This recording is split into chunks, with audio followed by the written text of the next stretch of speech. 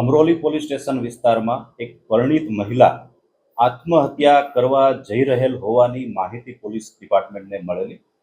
અમરોલી પોલીસની સંવેદનશીલ અભિગમ સાથે તાત્કાલિક મહિલા સુધી પહોંચી તેનું કાઉન્સેલિંગ શરૂ કરવામાં આવેલું અને આત્મહત્યા જેવું આત્યંતિક પગલું ન ભરે તે માટે તેણીને સમજાવી અને ખૂબ જ સંવેદનશીલ રીતે તેનું કાઉન્સેલિંગ કરવામાં આવેલું.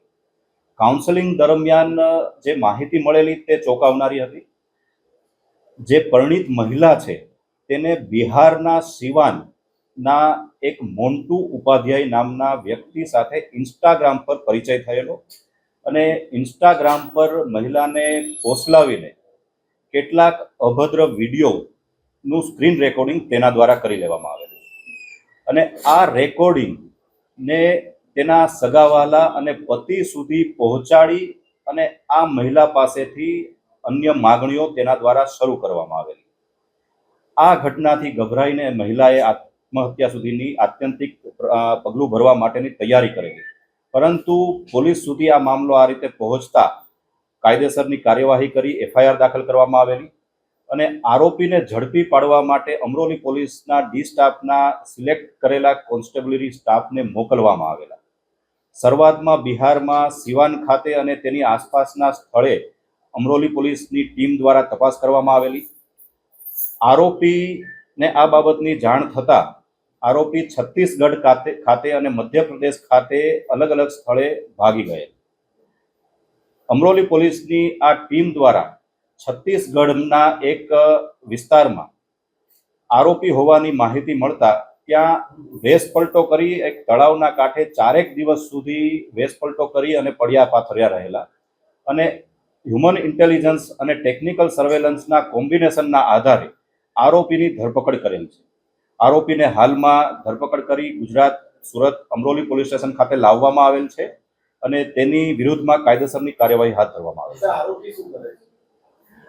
આરોપી કોઈ દેખીતો કામ ધંધો તો ખાસ કરતો નથી, તે અંગેની તપાસ ચાલુ છે, પરંતુ મુખ્યત્વે ઇન્સ્ટાગ્રામ ઉપર મહિલાને ફસાવી તેના વિડીયો રેકોર્ડિંગ કરી તેના પરિવારને બતાવી દેવાની ધમકી આપી તેના પાસેથી અભદ્ર અને અનૈતિક માગણી કરતો હોવાનું તપાસ દરમિયાન સામે આવેલ છે.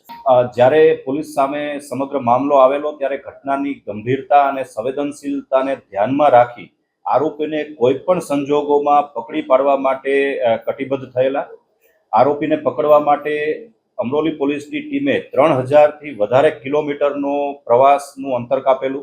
આ ઉપરાંત અલગ અલગ બિહાર, મધ્યપ્રદેશ તેમજ છત્તીસગઢના અલગ અલગ વિસ્તારોમાં બાતમીના આધારે પહોંચી વેશપલટો કરી અને કામગીરી કરેલી અને અંતિમ છત્તીસગઢમાં આવેલા એક વિસ્તારના તળાવ પાસે 4 દિવસ સુધી ગુપ્ત વેશે રહીને આરોપીનું પગેરું મેળવી આરોપીની ધરપકડ કરવામાં આવેલ છે.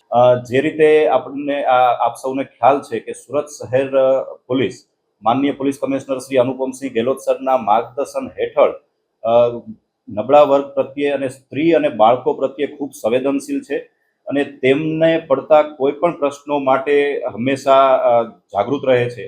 આ જ અભિયાનના ભાગરૂપે પોલીસના બાતમીદાર દ્વારા કે જે આ મહિલાના પરિવારની નજીકમાં રહેતા હતા તેના દ્વારા અમરોલી પોલીસના ડી સ્ટાફના એક કોન્સ્ટેબલને આ બાબતની જાણ કરવામાં આવેલી કે આ પ્રકારની એક ઘટના મહિલા પોતાના પરિવારથી અસંતુષ્ટ થઈ અથવા કોઈ પણ અન્ય કારણથી આત્મહત્યા કરવા માટે જઈ રહેલ છે.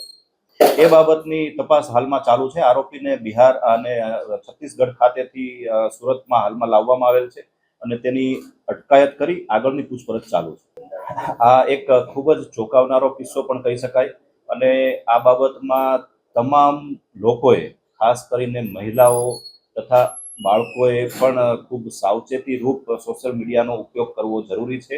તે અંગે પણ આ કિસ્સો એક ધ્યાનાકર્ષક કહી શકાય.